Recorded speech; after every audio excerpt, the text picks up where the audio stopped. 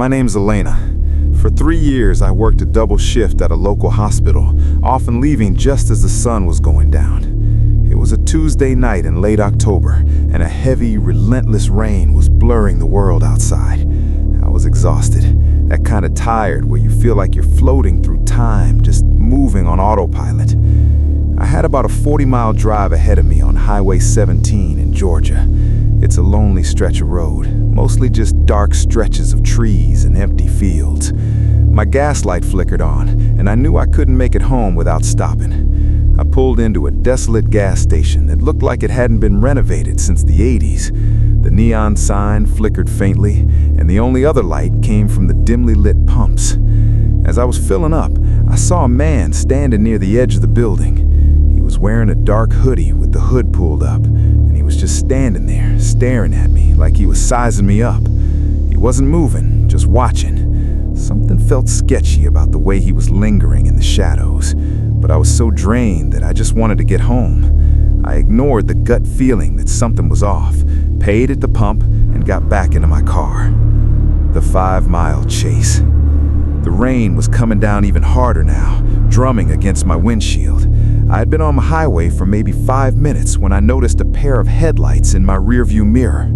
At first, I didn't think much of it. It's a public road after all. But then, the car sped up, getting right on my bumper.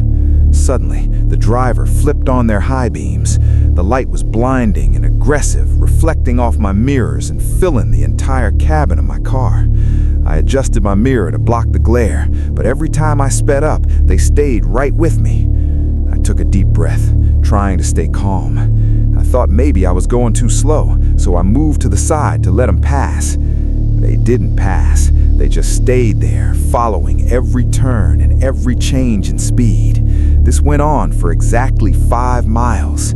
Every time the road dipped into a shadow, they would flash their lights again, bright, rhythmic, and terrifying. My pulse kicked up, and a cold wave of dread hit me. I checked my mirrors again, my knuckles practically turning white on the steering wheel. I began to freak out internally, wondering if this was some kind of road rage or something much worse. The confrontation and the twist. I couldn't take it anymore.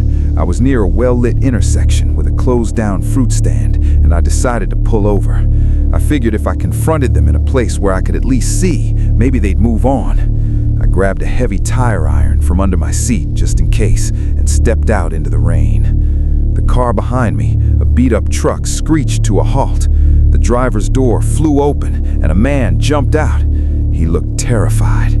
Before I could even yell at him for following me, he began screaming at the top of his lungs. "Get back in the car! Lock the doors! Elena, lock the doors right now!" I froze. I didn't know how he knew my name, but the utter rage and panic in his voice made me move without thinking. I dove back in the driver's seat and slammed the locks down. The man from the truck ran to my window, pointing at my back seat. "I saw him!" he yelled over the rain. "Every time I flashed my lights, a man with a knife rose up from your back seat to grab you. He's in there! He's in the car with you!" I slowly turned my head. There, huddled on the floor behind my seat, was the man from the gas station, the one in the dark hoodie. He was clutching a serrated blade, his face twisted into a slow, knowing grin. I didn't wait.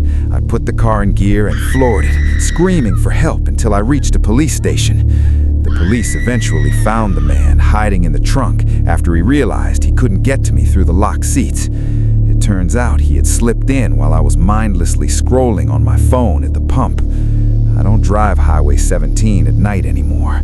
I still get chills whenever I see high beams in my mirror, and I never, ever get into my car without checking the floorboards first.